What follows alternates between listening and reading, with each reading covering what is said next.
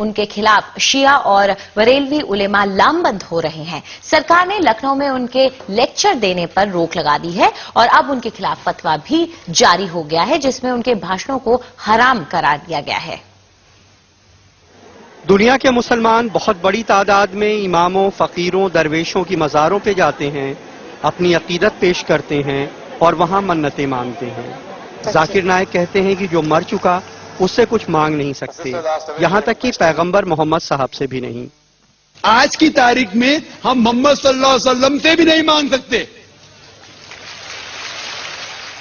باقی لوگ کو تو چھوڑو، سنت اور باقی بابا لوگ کو چھوڑو، محمد صلی اللہ علیہ وسلم کو بھی ماننا ہمارے لیے حرام ہے۔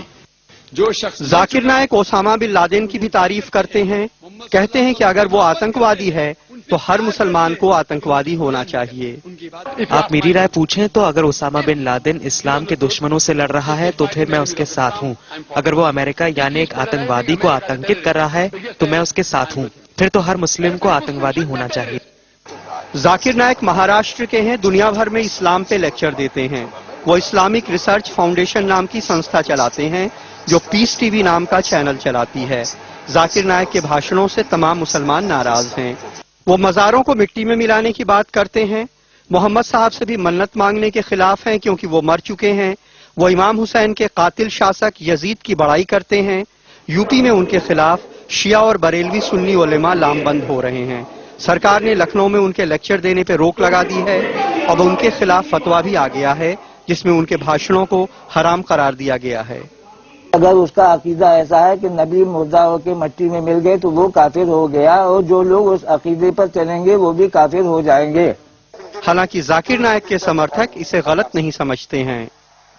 پوری دنیا میں مسلمانوں ہی میں الگ الگ عقیدے کے لوگ ہیں، ہر آدمی اپنے عقیدے کے حساب سے بات کہتا ہے اور ہم یہ سمجھتے ہیں کہ اس کو بات کہنے کا حق ہے۔ لیکن یہ حقیقت ہے کہ ذاکر نائک کے بھاشنوں نے مسلمانوں کو دو گٹوں میں بانٹ دیا ہے۔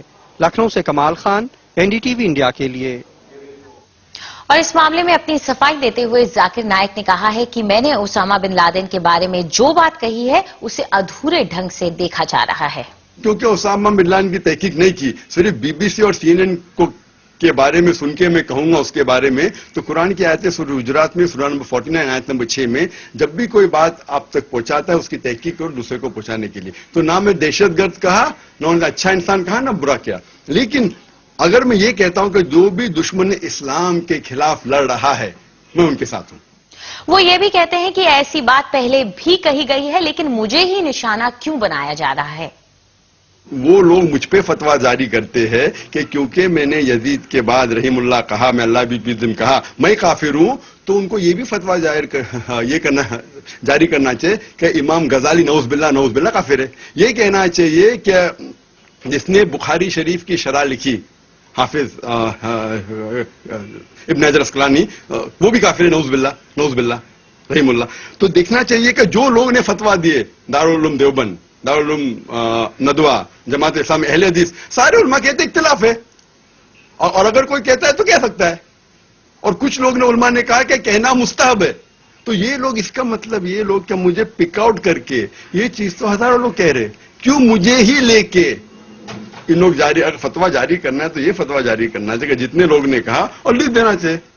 اور اس مسئلے پر ہم نے اسلامی ودوان مولانا وحید الدین خان کی بھی رائے جاننے کی کوشش کی۔ پہلی بات یہ ہے کہ ڈاکٹر ذاکر نائک کوئی اسلامک اسکالر نہیں ہے، انہیں اسلامک ایشوز پر بولنا نہیں چاہیے۔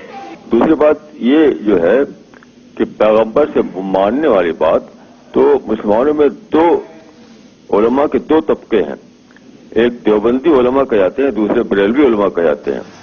تو بریلوی علماء یہ مانتے ہیں کہ رسول اللہ سے ہم مانگ سکتے ہیں، لیکن جو دیوبندی علماء ہیں وہ اس کو جائز نہیں سمجھتے۔ تو دو الگ الگ رائے ہیں مسلم علماء کے درمیان۔ میں فتویٰ کے طریقے کو غلط سمجھتا ہوں۔ اگر کسی کو کسی کی رائے ٹھیک نہیں لگتی تو وہ اس کے لیے ریزن پیش کرے، ریزن قرآن اور حدیث سے ریفرنسز دے۔ فتویٰ لگانا یہ میں اس کو بہت غلط سمجھتا ہوں۔ کسی کو یہ ادھیکار نہیں ہے کہ کسی کے اوپر فتویٰ لگائے، یہ ادھیکار کسی کو ہے ہی نہیں۔ صرف یہ ادھیکار ہے کہ وہ اپنی بات کو قرآن اور حدیث کے ریفرنس کے ساتھ پیش کرے۔ جو اسلام کا نام لے اس کو संयम ही बरतना चाहिए, चाहे उसके अपनी राय से अलग दूसरी कोई राय पेश कर रहा हो। यानी इस्लाम में तो बहुत ज्यादा संयम बरतने पर ध्यान दिया गया, बहुत ज्यादा।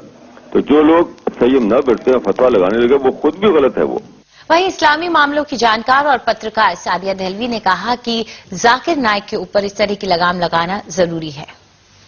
फतवे का तो मैं नहीं जानती कि फतवा देना चाहिए, ये तो उलमा ही बेहतर जानते हैं, लेकिन मैं ये जरूर कहूंगी कि ये एक बहुत अच्छी बात है और बहुत पहले उलमा को कौम को जाकिर नायक की बातों से, इनकी भाषणों से आगाह कर देना चाहिए था, एक्सपोज कर देना चाहिए था।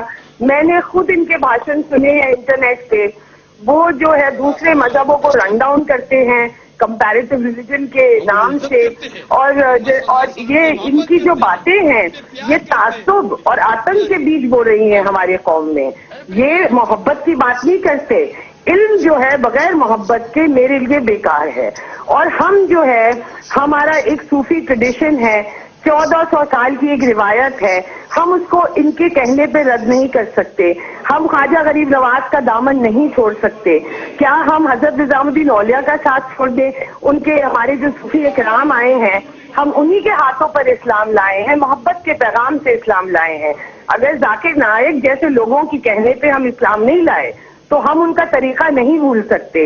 और मैं आपको बता दूं 80% जो मुसलमान पॉपुलेशन है दुनिया में, वो इसी रिवायत को, रूहानियत को, तसव्वुफ को और सूफियों का एक बताया तरीके पर ही चलती है।